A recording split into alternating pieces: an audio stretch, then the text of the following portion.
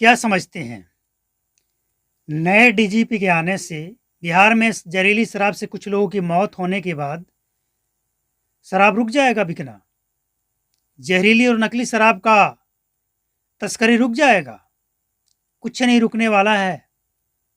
दीपावली और छठ से पहले आपको अलर्ट करने हम आए हैं। हमें नहीं पता कि आप शराब पीते हैं या नहीं पीते हैं, लेकिन अगर आप ये खबर देख रहे हैं तो इसे आप शेयर जरूर कीजिएगा ताकि लोग जागरूक हों। बिहार सरकार को कोई फर्क नहीं पड़ता है, बिहार सरकार के पुलिस को कोई फर्क नहीं पड़ता है, बिहार सरकार के तमाम अधिकारियों को कोई फर्क नहीं पड़ता है कि बिहार में जहरीली शराब से कितनी मौत हुई है। लेकिन उन तमाम परिवारों को बहुत बड़ा फर्क पड़ता है जिनके परिवार जहरीली शराब के शिकार हो गए हैं। देखिए, बिहार में शराब बंद रहे या चालू हो, ये आपको तय करना है और बिहार सरकार को तय करना है, ये हम नहीं तय करेंगे। आप जनता जनार्दन हैं, आपके हाथों में सरकार बदलना और सरकार बनाना है। अगर आपको लगता है कि शराबबंदी से बिहार का भला हो रहा है तो भला हो रहा है, लेकिन अगर आपको लगता है कि शराबबंदी से बिहार का नुकसान हो रहा है तो नुकसान हो रहा है। और ये बात सरकार को माननी पड़ेगी, समझनी पड़ेगी।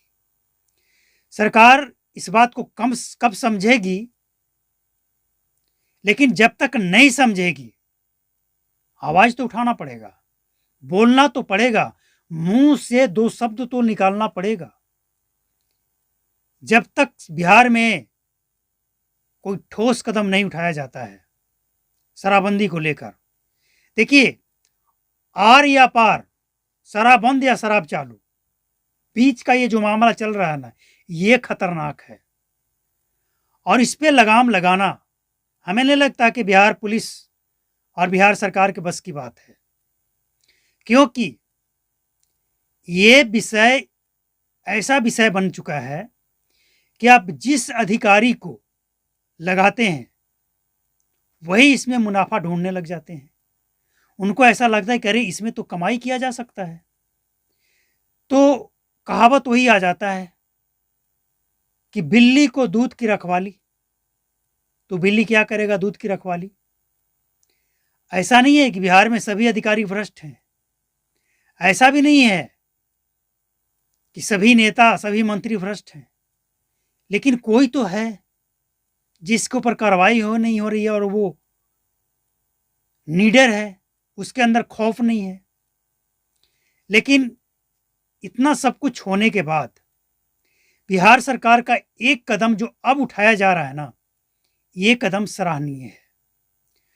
अब बिहार सरकार का एक टीम बनेगा और वो टीम उन तमाम लोगों के ऊपर नजर रखेगा जो शराब तस्करी में जेल जाता है और जेल से निकलने के बाद उसका गतिविधि क्या होता है, इसके बाद वो क्या करता है, इस पे नजर रखा जाएगा।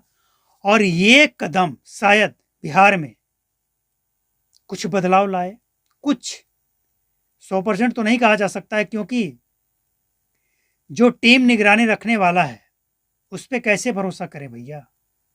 बिहार में बहुत सारे टीम का गठित हुआ, लेकिन रिजल्ट वहीं का वहीं है। आज भी बिहार में शराब की तस्करी धूमधाम से किया जाता है। पिछले दिनों एक खबर आई, एक व्यक्ति पंजाब अमृतसर से, पंजाबी, शराब लेकर चलता है हरियाणा से। उसको 15,000 का लालच दिया जाता है कि ये शराब मुजफ्फरपुर पहुंचा देना, जहां डीजीपी साहब का घर है, यानी सिटी है। और वो पहुंचाने के लिए, डिलीवरी करने के लिए 15,000 उस लड़का को दिया जाता है। वो लड़का बिहार में एंट्री कर जाता है, लेकिन बिहार में सख्ती देखकर, पुलिस वाले की सख्ती देखकर, चेक इन अभियान देखकर वो क्या करता है, गाड़ी को पहले भगाने की कोशिश करता है। इसके बाद असफल होने के बाद पुल पे गाड़ी को खड़ा करके और वो ये समझकर नदी में छलांग लगा देता है कि इसमें पानी होगा, और वो नदी में छलांग लगा देता है। उसमें पानी नहीं होता, उसके दोनों पांव टूट जाता है। वो नदी में छलांग लगाने के बाद पुलिस वाले को तो पता था, पुलिस की टीम फटाक से वहाँ पहुँच जाती है। इसके बाद वहाँ पे पुलिस जाकर जब देखती है, तो वो लड़का कराह रहा होता है क्योंकि उसके दोनों पाँव टूट चुका होता है। वो एक कदम भी उठकर चले ऐसा नहीं। तो तस्करों का मनोबल इस तरह से तोड़ा जा सकता है अगर सख्त कार्रवाई होगी ईमानदारी से। लेकिन जो स्थिति है ना बिहार की स्थिति को देखते हुए ऐसा लगता है, बिहार में शराबबंदी तब तक सफल नहीं होगा जब तक बिहार पुलिस ईमानदार ना हो जाए और बिहार की जनता ईमानदारी से शराबबंदी का समर्थन ना कर दे। और बिहार की जनता का ये कहना है कि शराबबंदी असफल है, फेल है, तो फिर जबरदस्ती कानून बनाकर थोपने का क्या मतलब है? जबरदस्ती कानून बनाकर आप थोप दिए हैं और ड्रग्स का कारोबार फैल रहा है। जो शराब छोड़ चुके हैं वो ड्रग्स की तरफ जा रहे हैं, युवा ड्रग्स के कारोबार में पाए जा रहे हैं, महिलाएं पाई जा रही है। तो बिहार को आप क्या दिशा देना चाहते हैं? क्या बिहार में अब रोजगार के लिए शराब की तस्करी और ड्रग्स की तस्करी ही एक रह गया रोजगार? शॉर्टकट रोजगार, कम पैसा में ज़्यादा, कम पूंजी, कम पैसा में और कम समय में सबसे ज़्यादा कमाई करने वाला रोजगार। तो बिहार सरकार को इन सभी पहलुओं पे सोचना होगा, देखना होगा।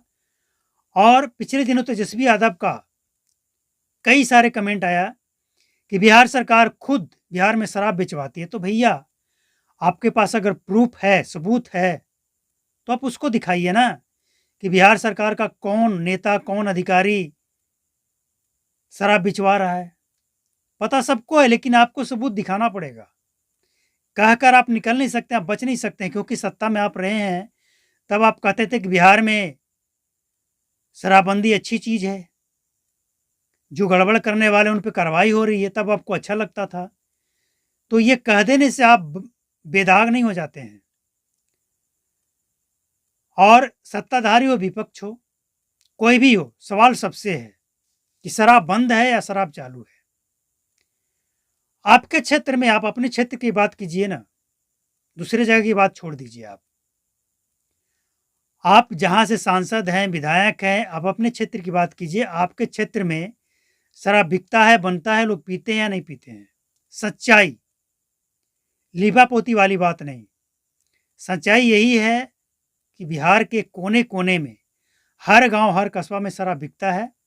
इग्नोर नहीं किया जा सकता है। लेकिन हम आपसे आग्रह और विनती करने ये आए हैं कि छठ और दीपावली में नकली और जहरीली शराब से बचने के लिए शराब का सेवन करने से आप बाज आए, रुक जाएं, मना कर दें।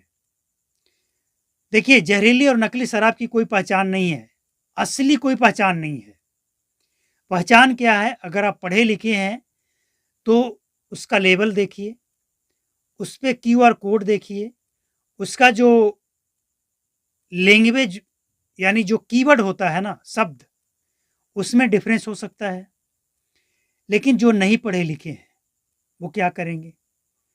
तो ऐसा कोई खास वजह नहीं है जिस वजह से आप पकड़ लें कि ये असली है या नकली है। इसीलिए क्यों ना इसे हम अवॉइड करें, इग्नोर करें। भाई जिंदगी रहेगी तो बहुत मौज करने का मौका मिलेगा। तो खासकर पर्व त्योहार के टाइम में, और खासकर उन तमाम लोगों से निवेदन है, हाथ जोड़कर, जो बिहार के बाहर से आ रहे हैं या बिहार में ही रहते हैं और शराब पीते हैं, एक बार इस बात पे गौर कीजिएगा कि असली है या नकली है। कहीं ऐसा ना हो कि आप तो पीकर कहाँ जाएंगे पता नहीं, लेकिन इसका खामियाजा आपके परिवार को भुगतना पड़े। तो निवेदन है आपसे कि आप इस बात का ध्यान रखें। मिलते हैं अगले अपडेट में। Thank you.